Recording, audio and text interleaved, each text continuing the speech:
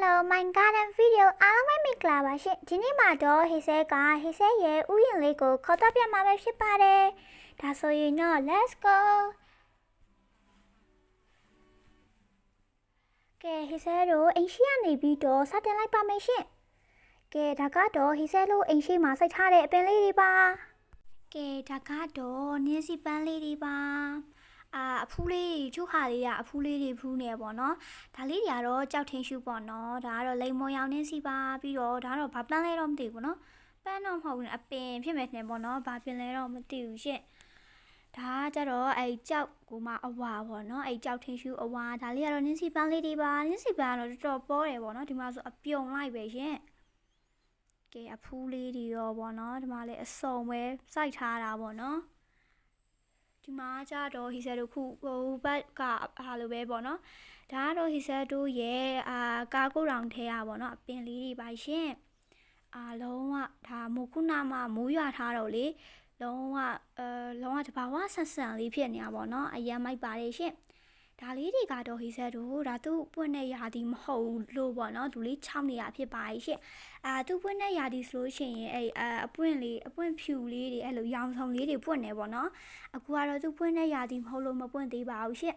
အောက်မှာဆိုလဲပင်တွေအစုံပဲပေါ့နော်မကလာပင်တွေရောအစုံပဲမျိုးတွေလည်းရှိရရှင်ဒါကတော့အုတ်တိုင်းပေါ်မှာတွဲနေတဲ့ဘူးပင်လားဘာပင်လဲမသိဘူးเนาะအဲ့ဒါလေးပါရှင်ပြီးတော့ဒီမှာဆိုရင်ဒါကမုံလားဟုတ်လားဘာလဲမသိဘူးပေါ့နော်အားလေးတွေရှိပါတယ်အစုံပဲပေါ့နော်အပင်ညအားများတော့ hazel တိတ်မသိဘူးပေါ့နော်ဒီမှာဆိုဒီလိုလေးတွေကွာလုံးဝ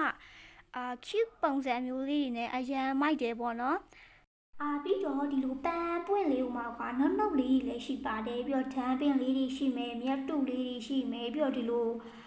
ဘလိုလေးလည်းမသိဘူးပေါ့နော်အစုံပဲရှင်ဒါလေးကတော့စီးသက်ဝင်တဲ့ဟာလေးပေါ့နော်အဲ့ဒါကိုကြိုတောက်လို့ရှိရင်ကြောက်ကက်တွေပါပျောက်တယ်ပေါ့နော်ဒါကလေသူစီးသက်ဝင်ပင်လေ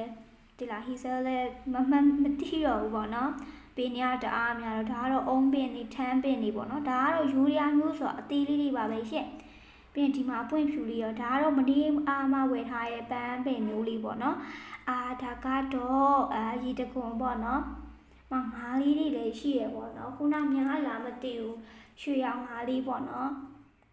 ဒီမှာဒါကတော့ကြာပွင့်လေးတွေပေါ့နော်ဟီဆာတို့အဲ့ဒါ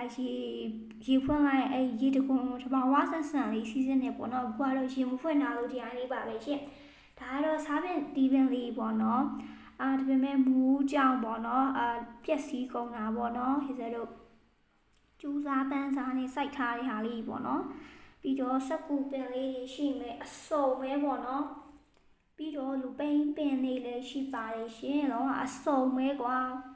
ပြောမပြတတ်ဘူးပေါ့နော်ဒီလိုဟာပင်လေးပေါ့နော်ကြောက်ပုံစံအဲ့လိုလားအဲ့လိုလေးပေါ့နော်ပြီးတော့ဒါကတော့ဟိဆဲတို့